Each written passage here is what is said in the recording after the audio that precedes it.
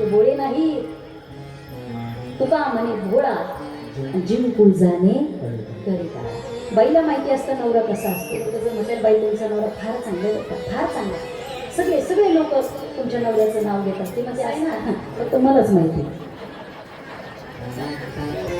म्हणजे काही क्षणामध्ये तुम्ही काय आहेत हे सगळं तुमचा बायोडाटा सांगून टाकतं. सगळं तुम्ही कशी आहात तुम्ही सांगितलं ना, बाहेर मी असं आहे, मी तसं आहे, मी असं आहे, तसं आहे, ते फक्त घरी जाऊन टाकू.